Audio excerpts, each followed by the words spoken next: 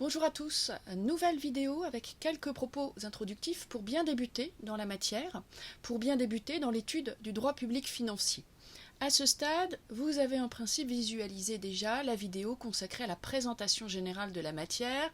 Il était surtout question de conseils d'ordre méthodologique pour bien suivre en tenant compte du plan qui est le vôtre, les différentes vidéos qui vous sont proposées. Une petite précision à ce stade, vous ferez bien attention dans l'étude des vidéos aux commentaires qui sont éventuellement placés juste en dessous de la vidéo. C'est le moyen pour moi, ce sera le moyen pour moi d'actualiser parfois assez rapidement en fonction des informations au jour le jour qui peuvent tomber, les informations disponibles dans le cadre de cette vidéo. Donc prenez bien soin, alors que vous avez consulté une vidéo, de vérifier s'il n'y a pas un ou deux points d'actualité à mettre en correspondance. Ce petit point évoqué, on va pouvoir maintenant un petit peu entrer dans le détail, en tout cas dans l'étude de cette matière, de ce droit public financier.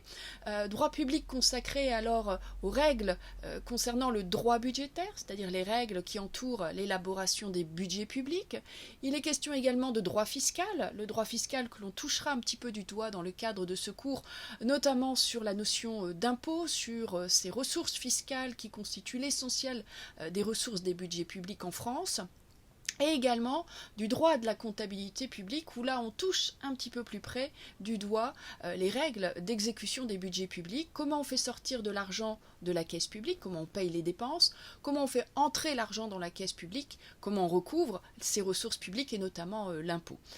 Voilà les trois dimensions principales qui en principe constituent l'ossature d'un cours de droit public financier. On peut y ajouter, et on le fait nous dans le cadre de ce cours, on peut y ajouter une dimension contentieux financier, à savoir effectivement l'étude des juridictions financières que sont la Cour des comptes, la Cour de discipline budgétaire et financière, ainsi que les chambres régionales et territoriales des comptes, qui au travers de leurs compétences juridictionnelles et non juridictionnelles, œuvrent pour un contrôle de l'emploi des fonds publics.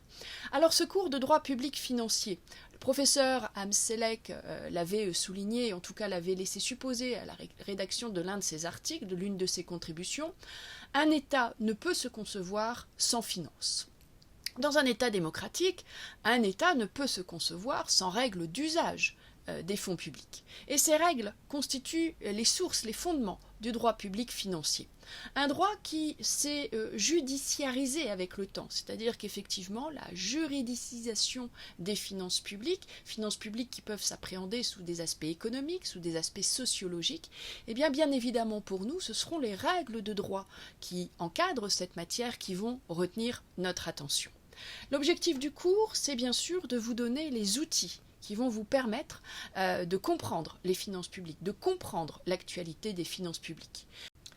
Dans la préface de leur ouvrage consacré aux éléments de la science des finances et de la législation financière, messieurs Boucard et Gèze estimaient sous un régime démocratique de suffrage universel, il ne suffit pas aux citoyens d'avoir le droit de constater par eux-mêmes ou par leurs représentants la nécessité de la contribution publique, de la consentir librement, d'en suivre l'emploi et d'en déterminer la quotité, l'assiette, le recouvrement et la durée, ainsi que le prévoient les dispositions de l'article 14 de la Déclaration des droits de l'homme et du citoyen.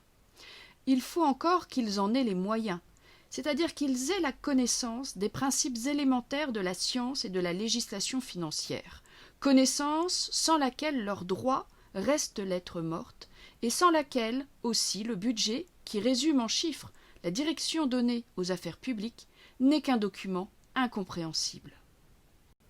Tels sont les objectifs de ce cours. Vous donner les outils, vous donner les clés d'entrée, les notions qui vont vous permettre de comprendre la situation financière actuelle de la France dans le domaine budgétaire, vous permettre de comprendre l'actualité véhiculée par les médias, presse écrite, presse orale, et également les flux d'informations que vous voyez passer sur les réseaux sociaux et notamment sur les fils Twitter, auxquels, pour certains d'entre eux, je vous ai conseillé de vous abonner lors d'une précédente vidéo. Voilà nos objectifs. Vous accompagner au mieux dans la découverte de cette matière, en s'appuyant sur l'actualité riche qui va permettre d'illustrer de nombreux pans de ce cours et vous permettre, dans le courant de ces différentes vidéos à suivre, d'appréhender les différentes notions essentielles de la matière, du droit budgétaire, du droit fiscal, de la comptabilité publique et les essentiels du contentieux financier. Tel est notre programme. Programme à suivre à l'occasion des vidéos qui vont succéder et que je vais pouvoir vous proposer sur cette chaîne YouTube. Je vous en souhaite un bon visionnage.